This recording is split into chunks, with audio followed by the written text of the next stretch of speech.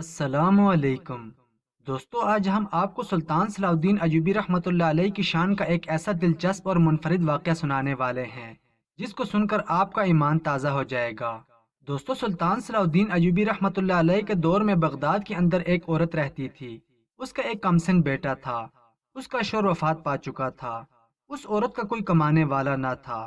وہ تاجروں لوگوں کے گھروں میں کام کرتی اور اپنا اور اپنے بیٹے کا پیٹ پالتی، اور اس کے ساتھ ساتھ اپنے گھر کا کام کاج بھی خود کرتی، کیونکہ ابھی اس کا بیٹا بہت چھوٹا تھا۔ اس عورت کی پڑوسن سلطان کی مریدہ تھی۔ اس عورت کی پڑوسن ہر روز اپنے گھر سے چلی جاتی، اور جب واپس لوٹی تو اس کے چہرے پر اطمینان اور دل میں سکون ہوتا۔ وہ عورت بڑی حیران ہوتی کہ یہ آخر پڑوسن کہاں جاتی ہے اور کیا کرتی ہے۔ ایک دن اس سے رہا نہ گیا اور وہ اپنے پڑوسن کے پاس گئی اور کہا، اے میری بہن، آخر تم بتا سکتی ہو کہ تم ہر روز اپنے کام کاج کو چھوڑ کر کہاں جاتی ہو، اور جب تم واپس آتی ہو تو تمہارے چہرے پر اطمینان، سکون اور خوشی ہوتی ہے، اور ایسا نور میں نے اپنی زندگی میں کبھی نہیں دیکھا جو تمہارے واپس لوٹنے کے بعد تمہارے چہرے پر ہوتا ہے۔ یہ سن کر وہ پڑوسن کہنے لگی، بغداد کے اندر ایک بہت بڑی شخصیت سلطان صلاح الدین ایوبی رحمۃ اللہ علیہ ہے۔ میں اس کی محفل میں جاتی ہوں۔ وہ شخصیت کوئی عام شخصیت نہیں بلکہ مسلمانوں کے امیر اور حاکم ہیں۔ ان کا نام سلطان صلاح الدین ایوبی ہے۔ اس عورت نے پوچھا، وہ کون ہے؟ میں نے تو اس کے بارے میں کبھی نہیں سنا۔ تو اس نے کہا کہ تمہیں تمہارے شوہر کے غم نے اتنا پریشان کر دیا تھا کہ تمہیں تو اس حاکم کے بارے میں نہیں پتا۔ وہ ایسی شخصیت ہے جس کے پاس اللہ تعالیٰ کا دیا ہوا اتنا علم اور حکمت ہے کہ اس کے ایک اشارے پر اللہ کے حکم سے سمندر بہ نہ رک جائیں۔ آپ میں اتنی سادگی ہے کہ آپ کے سامنے امیر غریب چاہے کسی قسم کا انسان چلا جائے، آپ نے کبھی کسی کے درمیان فرق نہیں کیا۔ آپ کی باتوں میں اتنی لذت اور مٹھاس ہے کہ آپ کی زبان سے کوئی ایک لفظ سن لے تو آپ کے کان دوبارہ وہی الفاظ سننے کے لیے ترستے ہیں۔ آپ رحمت اللہ علیہ کے چہرے پر اتنا نور ہے کہ انسان کا دل کرتا ہے کہ آپ رحمت اللہ علیہ کو دیکھتا رہ جائے۔ یہ سن کر اس پڑوسن نے کہا، ایسی شخصیت کا دیدار کرنا تو بنتا ہے، لیکن آپ تو جانتی ہو کہ میں اپنے گھر کے کام کاج بھی خود کرتی ہوں، اور اپنا پیٹ پالنے کے لیے مجھے دوسرے لوگوں کے گھروں میں کام بھی کرنا پڑتا ہے، لیکن کسی دن میں آپ کے ساتھ سلطانوں کے سلطان سلطان صلاح الدین ایوبی کی محفل میں ضرور جانے کے لیے تمہارے ساتھ جاؤں گی۔ پڑوسن نے کہا، ٹھیک ہے، تم کسی دن تیار ہونا، میں تمہیں ساتھ لے جاؤں گی۔ وقت گزرتا رہا اور وہ عورت اپنے گھر کا کام کاج کرنے کے بعد اپنے ننھے سے بیٹے کو اپنے ساتھ لیتی، سمندر کے کنارے جاتی، کپڑے دھونے کے بعد دوبارہ لوگوں کے گھروں میں کام کرنے کے لیے چلی جاتی۔ ایک دن اس کے پڑوسن نے اسے کہا، یہ دنیا داری کے کام تو چلتے رہیں گے، لیکن تم کبھی میرے ساتھ ضرور چلنا، ہو سکتا ہے پھر تمہیں یہ موقع نہ ملے۔ تو اس نے اپنی پڑوسن کی بات مان کر ایک دن اپنے سارے کام جلدی جلدی کیے اور اپنے ننھے سے بیٹے کو لے کر سلطان صلاح الدین ایوبی رحمۃ اللہ علیہ کے پاس چلی گئی۔ جب وہ عورت سلطان کی محفل میں گئی تو وہ حیران ہو گئی کہ جو اس کا ننھا سا بچہ جو سارا دن شرارتیں کرتا تھا، وہ ننھا بچہ سلطان کی محفل میں جاتے ہی خاموش ہو گیا اور آپ کی باتوں کو غور سے سننے لگا۔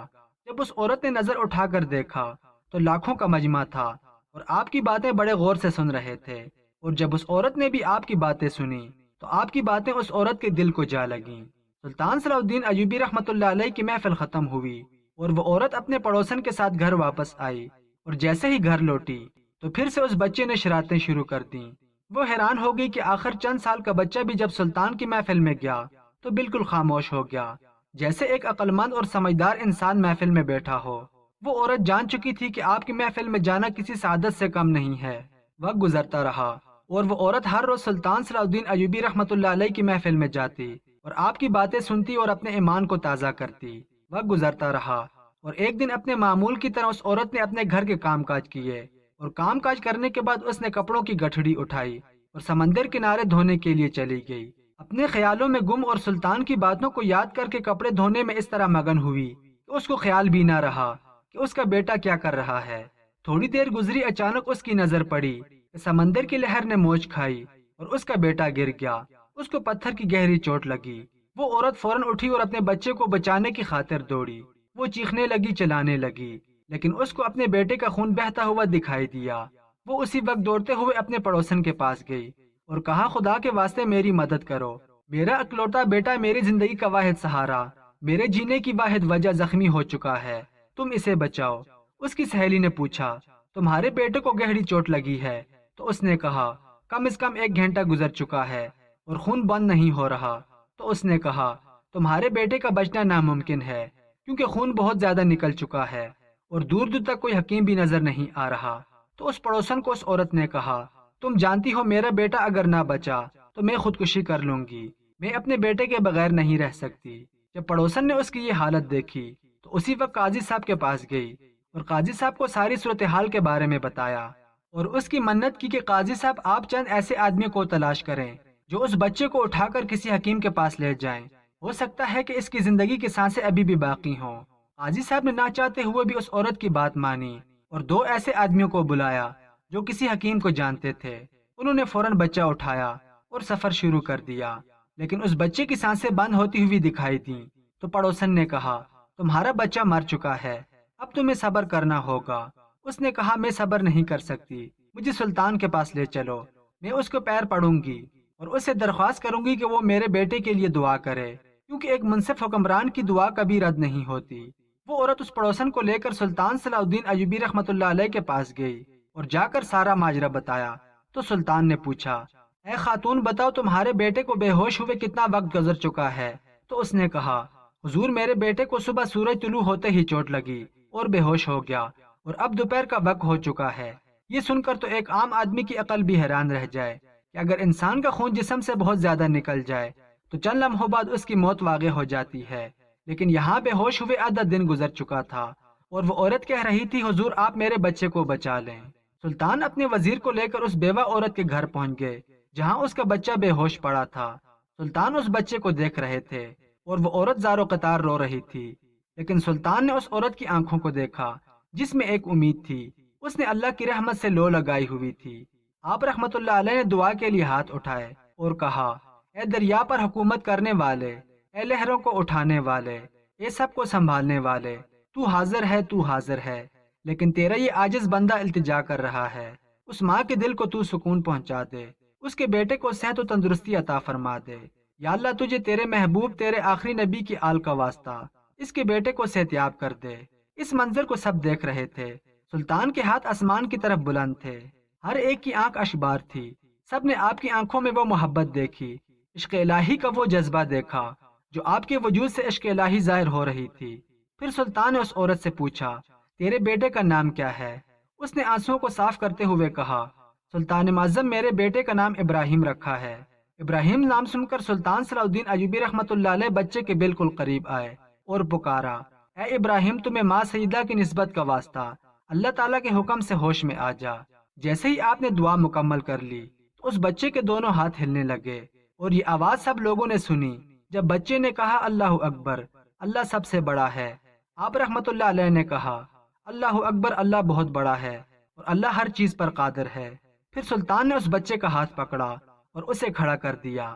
اس بچے کے ہاتھ میں سلطان صلاح الدین ایوبی رحمت اللہ علیہ کا ہاتھ تھا۔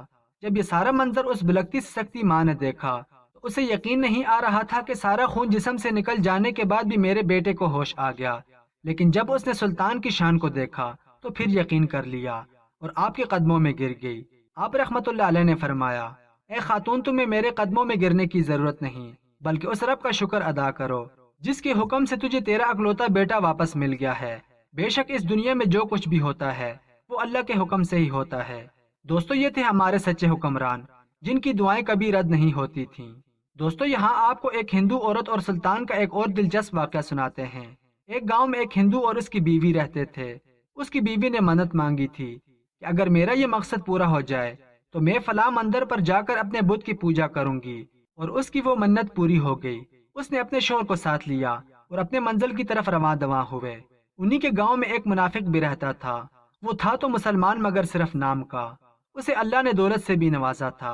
اس نے جب دونوں میاں بیوی کو پیدل جاتے ہوئے دیکھا تو اپنے عربی نسل کے گھوڑے پر سوار ہوا اور ان کے پاس جا پہنچا اور ان سے کہا، ہم ایک ہی گاؤں میں رہتے ہیں اور میرا حق بنتا ہے کہ اپنے پڑوسیوں کی مدد کروں، اگر آپ چاہیں تو میرے ساتھ چلیں۔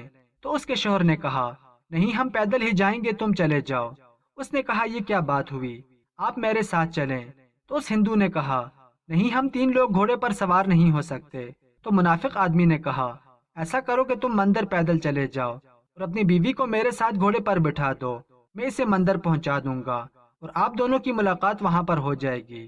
اس ہندو نے کہا، نہیں میں ایسا نہیں کر سکتا، اپنی بیوی میں تمہارے حوالے کیسے کر دوں؟ وہ ہندو اس آدمی کی نیت کو بھانپ چکا تھا، لہٰذا اس نے کہا یا تو تم ہمیں کوئی ضامن دو یا پھر یہاں سے چلے جاؤ۔